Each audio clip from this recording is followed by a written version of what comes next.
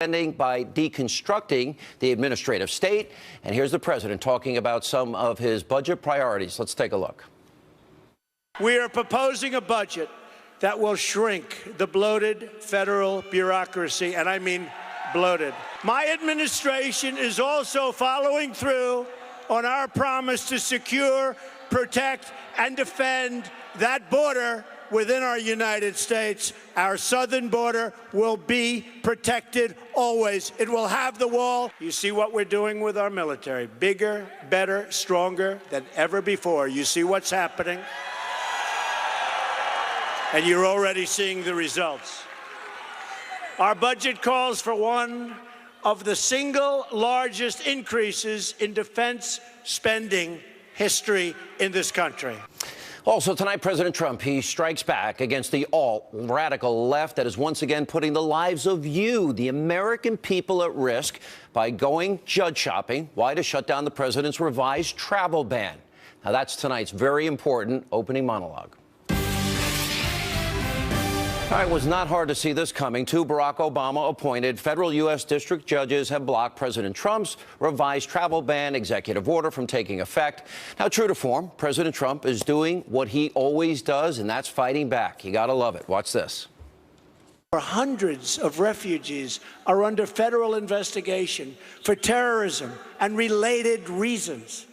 We have entire regions of the world destabilized by terrorism and ISIS. For this reason, I issued an executive order to temporarily suspend immigration from places where it cannot safely occur. A judge has just blocked our executive order on travel and refugees coming into our country from certain countries. All right, we've been saying on this show that this is all part of the radical left strategy to undermine the president, delegitimize him, in this case, cherry-picking liberal judges to rule against what are very legal constitutional executive orders. But now what we're seeing is becoming far worse because these activist judges, they aren't just slowing down the president's agenda. Now they're putting the lives of you, the American people, literally in jeopardy. Now, at this point, it is very clear the left would rather score cheap political points than listen to the repeated warnings about the risks of letting unvetted foreigners into this country.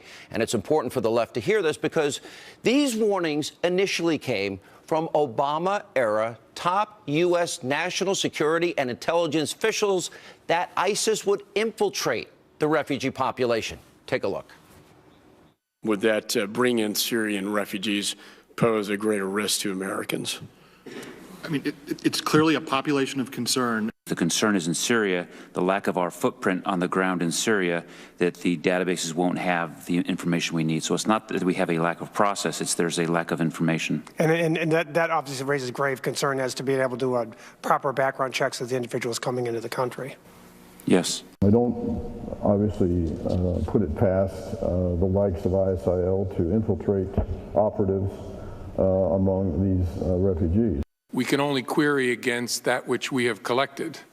And so if someone has never made a ripple in the pond in Syria in a way that would get their identity or their interests reflected in our database, we can query our database till the cows come home, but we're not going to. There will be nothing show up because we have no record on that person. There is some fear that some of these refugees may actually be posing as refugees, but they might actually be al-Qaeda or ISIS terrorists trying to sneak into Europe or the United States. What do you make of that?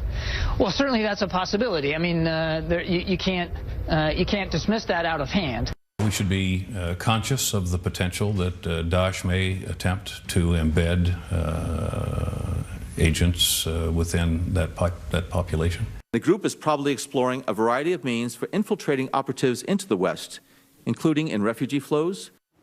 It is an outright dereliction of duty to flat out ignore what all of these officials are saying, the warnings, the admonitions to us, not to mention the list of countries in this revised travel ban. It came directly from the Obama administration and Congress, not President Trump.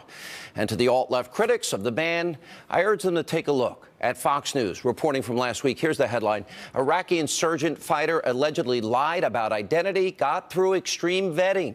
Now, the investigation into this is still ongoing, but it could show exactly what President Trump and all those top Obama officials had been saying could happen to this country, that terrorists can infiltrate the refugee population coming in here. So tonight, America needs to make a very, very profound choice. Actually, it's very simple. On the other hand, do you want to sacrifice your safety over the fears of slightly inconveniencing a few people? Now, there's nothing wrong with finding out if people who want to come to this country agree with our values, constitutional rights, our principles. In fact, that should be a prerequisite before coming here. Now, it's time to put protecting your life, the life of the American people, over being politically correct. Now, we can't let the left drag us into another pre-9/11 mindset, because we've seen what happens when we let our guard down. The 9/11 terror attacks, well, it could be the only evidence the left needs to see what happens when the country is not being vigilant. 2,996 Americans died that day, and over 6,000 others were injured. We saw what happened at the finish line of the Boston Marathon bombing. Terrorists took the lives of 4 people, including 2 policemen. They injured 264 of our friends and neighbors. In San Bernardino, California, 2015, jihadists, couple slaughtered their co-workers at a holiday party. 14 people dead, 22 others injured. Remember, Orlando, the Pulse nightclub in Florida, radical Islamists savagely attacking people in that club. They killed 49, injured 53 other people. Now, here's the truth. If the alt-radical left wants to continue to undermine the president's ability to keep you, the American people, safe, and if a single person dies because Trump's extreme vetting policy is being blocked, they will have blood on their hands. They own it.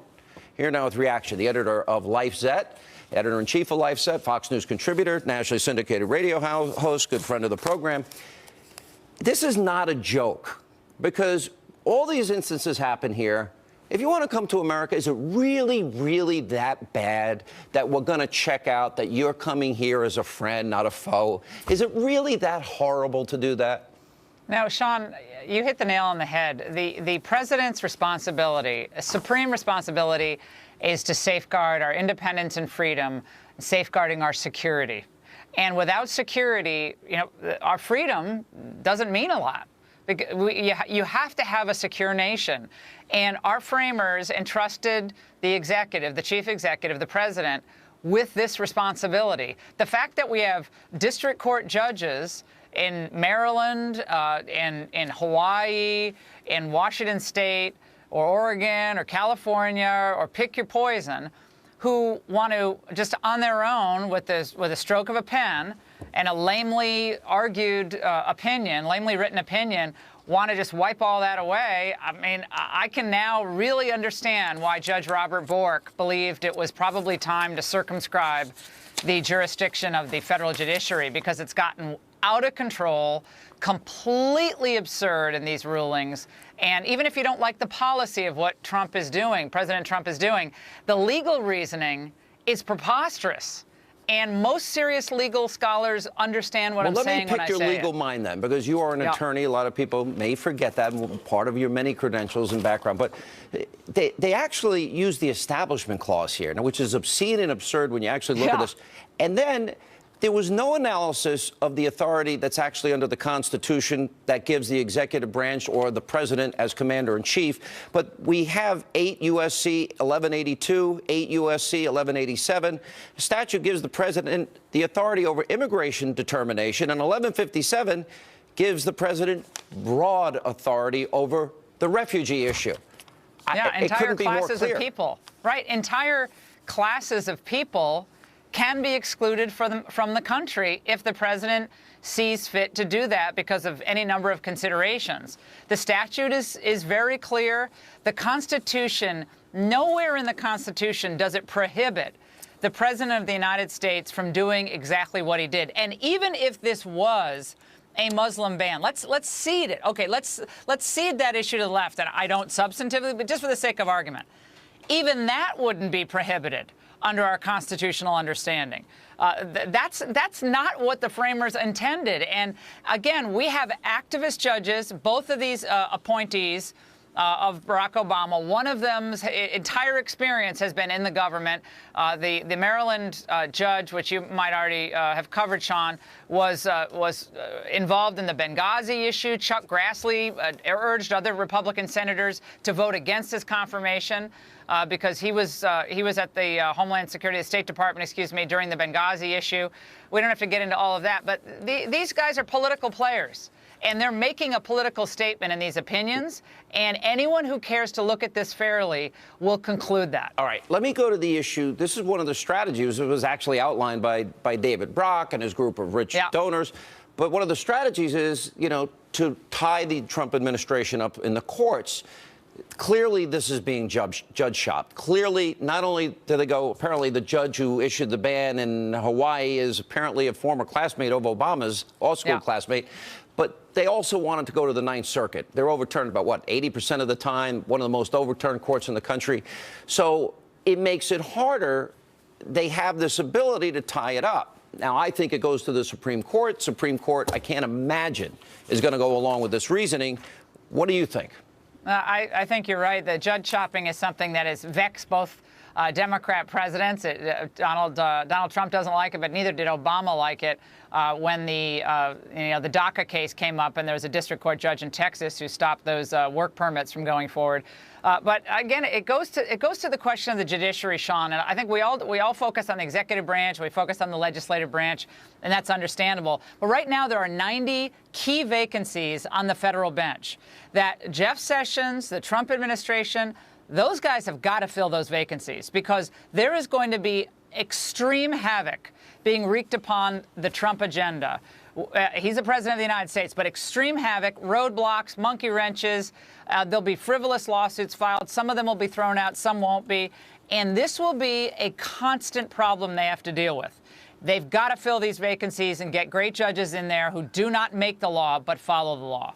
All right, Laura, great analysis as always. Thanks for being with us. Great to see you. Appreciate it. All right, also coming up tonight, an explosive new investigative report from Sarah Carter and John Solomon of Circuit News. Their reporting suggests a hacker may have been behind the communication between this Russian bank and a server connected with Trump Tower. Quite exculpatory, right? Anyway, we'll check in with them, and then later tonight. Some of the fake news said, I don't think Donald Trump wants to build the wall. Can you imagine if I said, we're not going to build the wall? Fake news.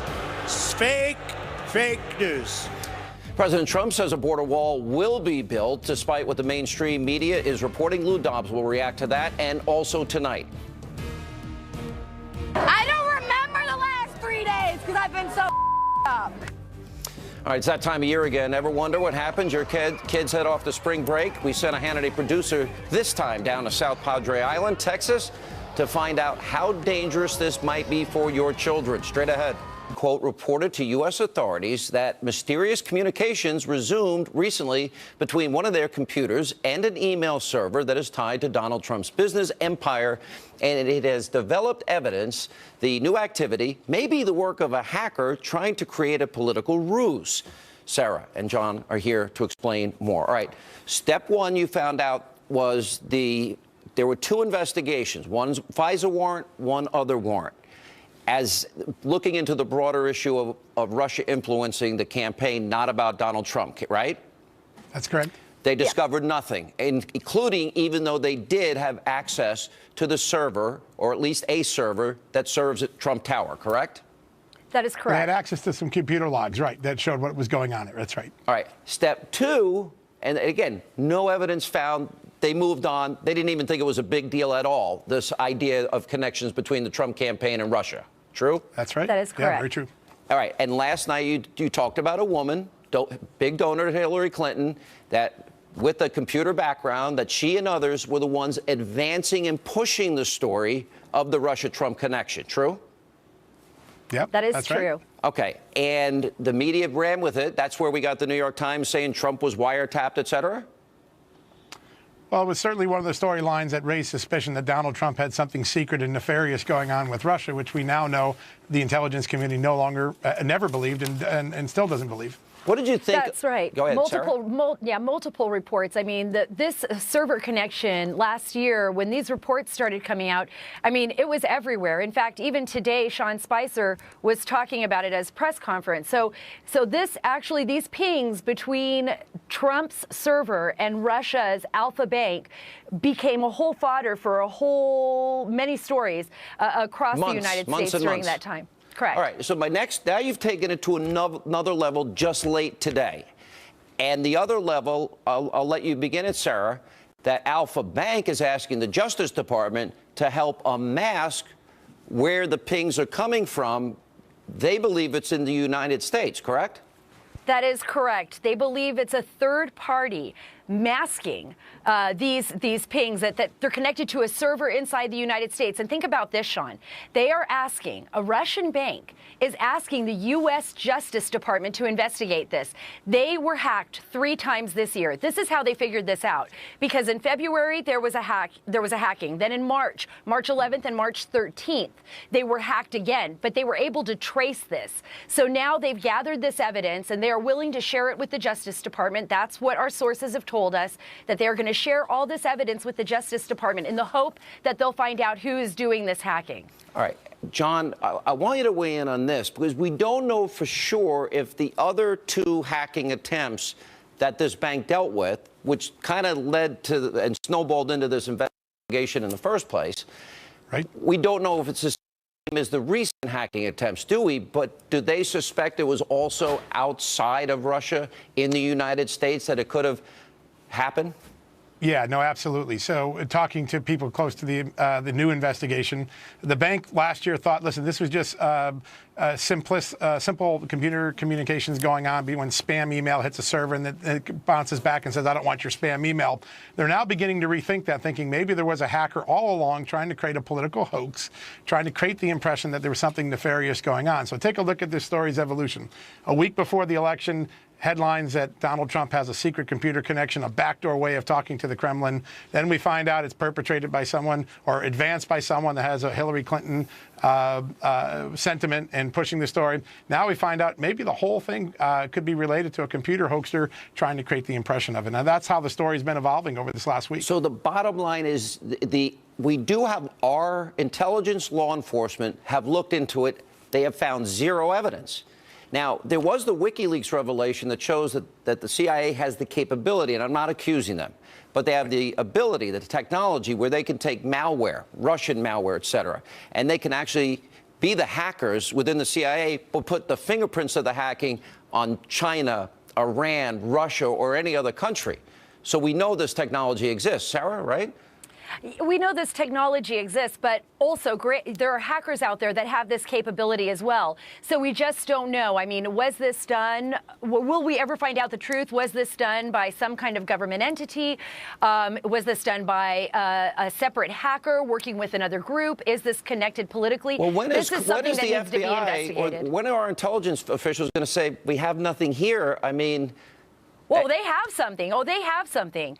They have now at least a springboard to start investigating who tried to make these connections. If what the Alpha Bank is alleging is true, who tried to make these connections between Trump's server and Russia's bank. And that's very serious. How convinced are you that this is a setup? Real quick, I have to run.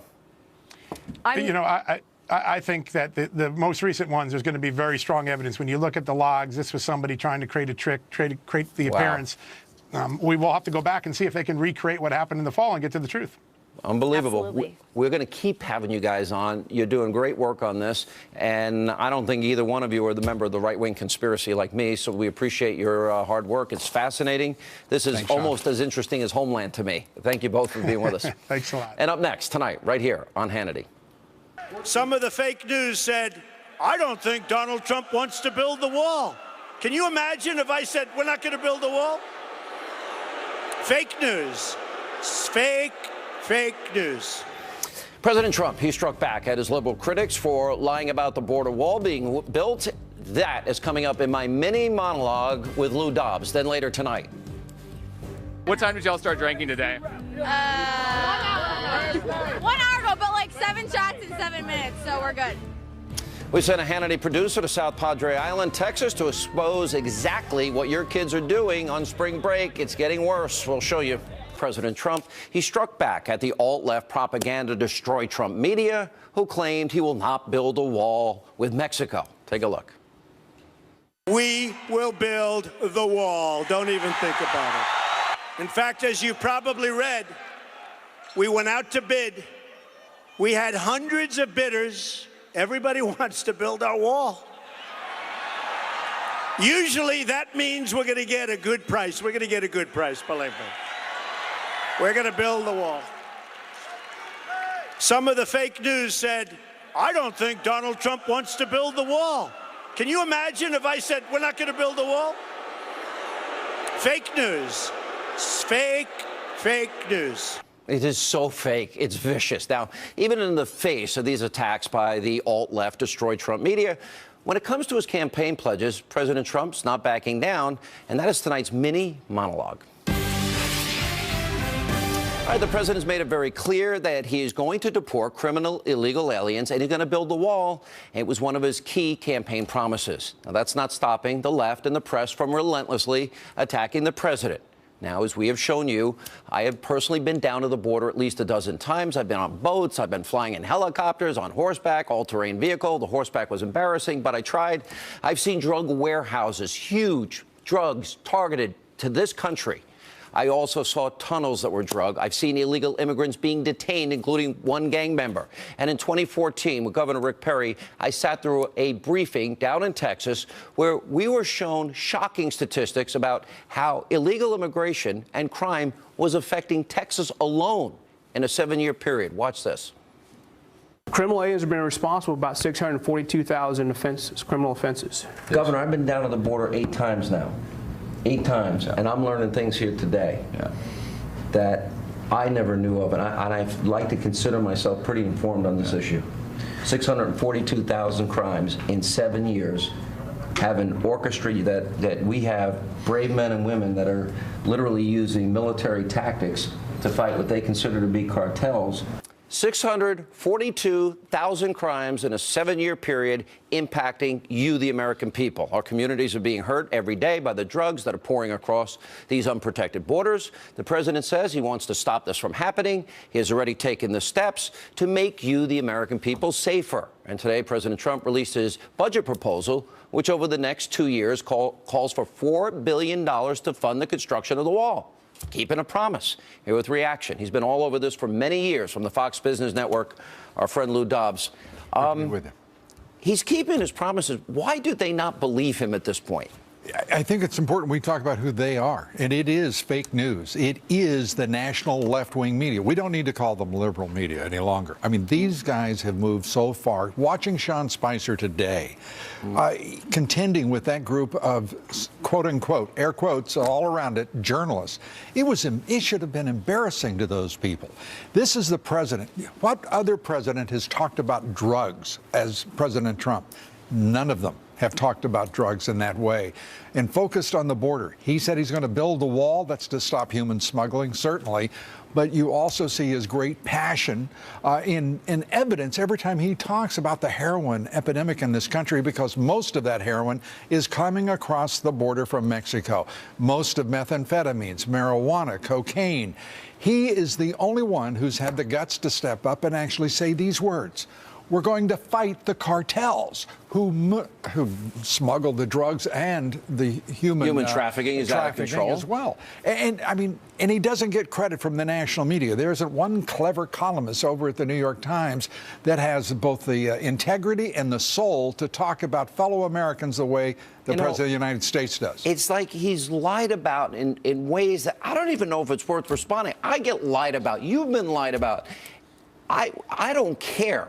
But when they outright lie, about the president, there's a reason and an agenda. Absolutely. I think it's to tear him down, delegitimize him, and drive him out of office. He refutes everything the left-wing liberals in this country have been spewing, the nonsense, their programs for a half century.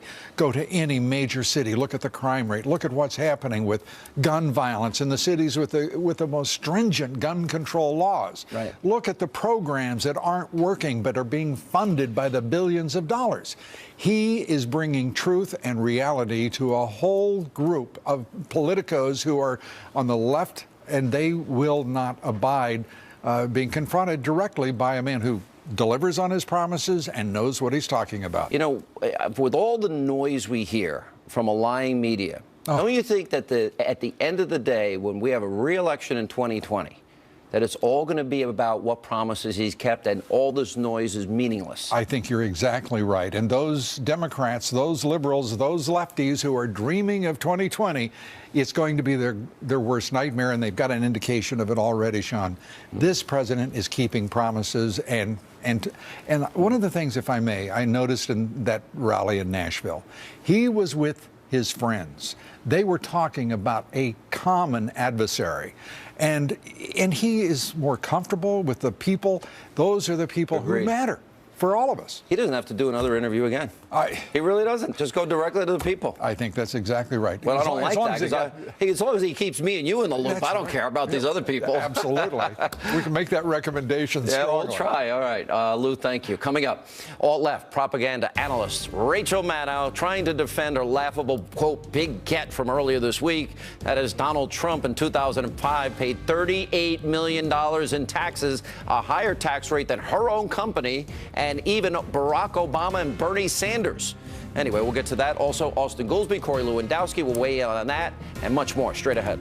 And welcome back to Hannity. So NBC's Rachel Maddow is taking a lot of heat for her massive viewer letdown the other night when she focused her show on President Trump's 2005 leaked tax return. Now, she's not pointing the finger at herself. No, in an interview with the Associated Press, Maddow says, quote, because I have information about the president doesn't mean that it's necessarily a scandal.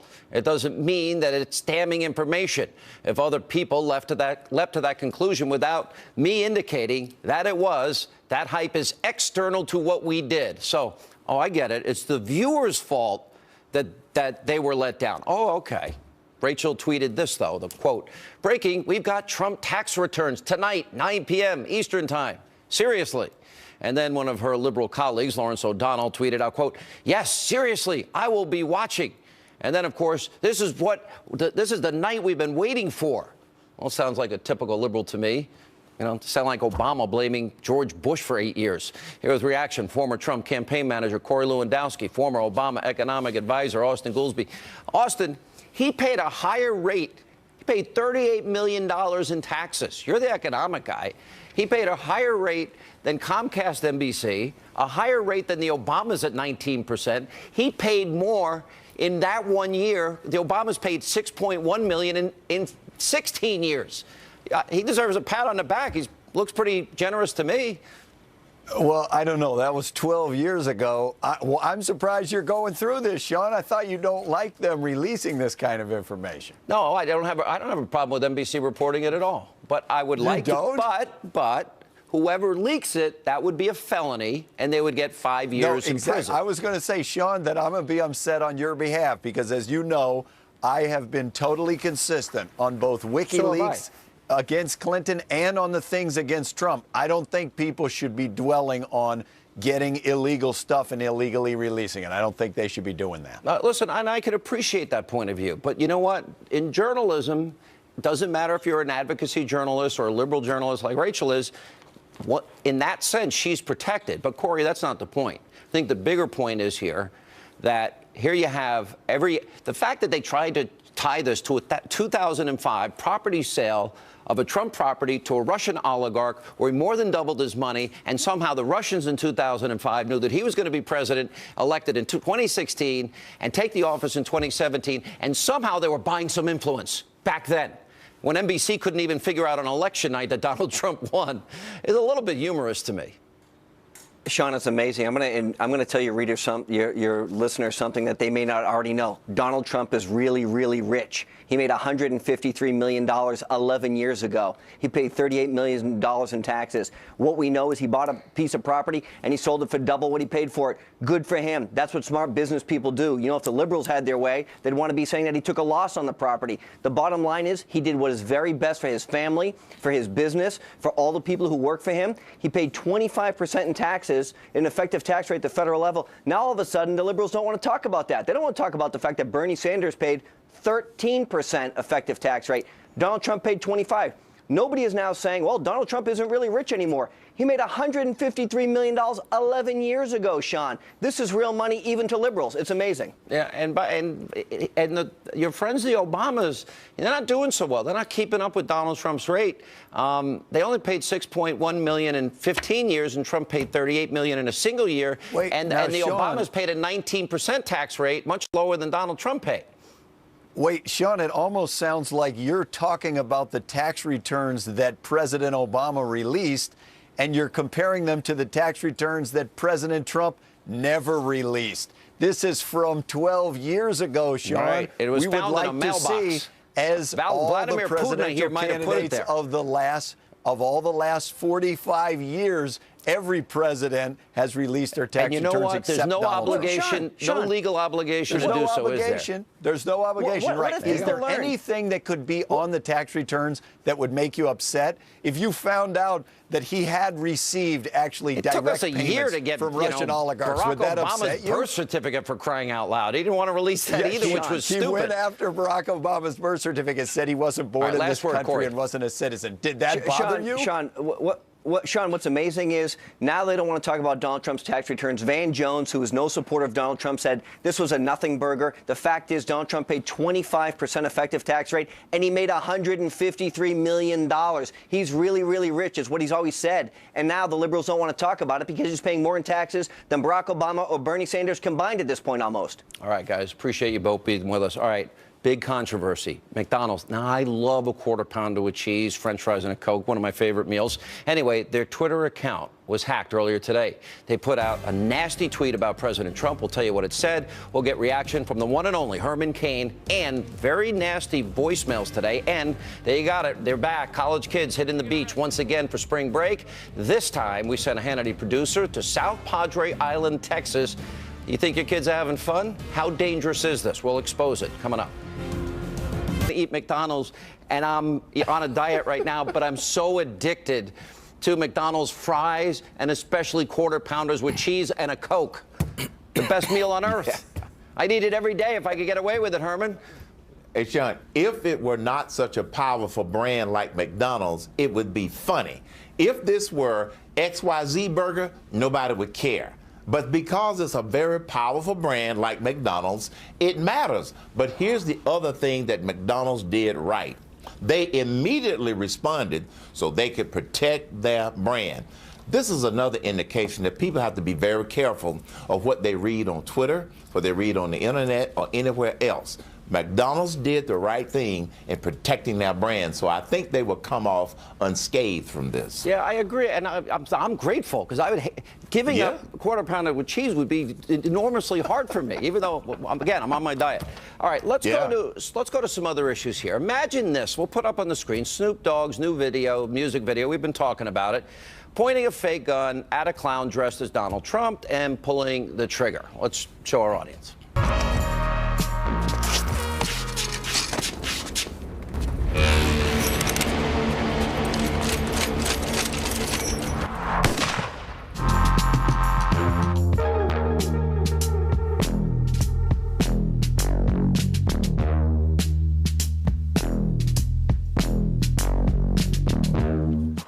Now, the president responded, also tweeting out, could you imagine what the outcry would be if at Snoop Dogg, failing career and all, had aimed and fired the gun at President Obama? Jail time. And then, by the way, then you got this guy, whatever his name is, Bow Wow or something, saying, at real Donald Trump, shut your punk blank up talking blank about my uncle at Snoop Dogg before we pimp your wife and make her work for us. Imagine conservatives saying this about the Obamas in any way, what would the reaction be? Well, first of all, that whole thing is disgusting and disrespectful.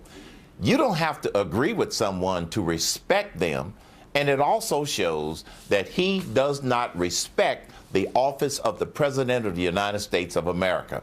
The liberal media and people like Snoop Dogg insisted that we respect President Obama and the office of the presidency, and now they are doing the exact opposite. It's just simply disgusting and disrespectful, and I would certainly hope that it doesn't send a signal for others to do other similar sick stuff. Well, I got to tell you, a little scary in a lot of different ways. Yeah, it is. And the double standard so flagrant. I don't think it's going away. I think the media is obsessed with destroying Trump. You don't disagree? Yes. I don't disagree at all. They are obsessed with trying to destroy him. But you know what, Sean? What I'm hearing from my listeners, it's not working. People are not stupid, and they are aware of this attempt on their part to destroy this administration, this president, but it is not working. All right, Herman Cain. I still love Godfather's Pizza, even though you left the company. You work for, what did you work for, Coke or Pepsi? I worked for Coca-Cola for a number of years. Right. They and Godfathers, the best of both worlds. The best of Coke both worlds. And See, a I said Godfather's Coke. pizza. You get a quarter pounder with cheese fries and a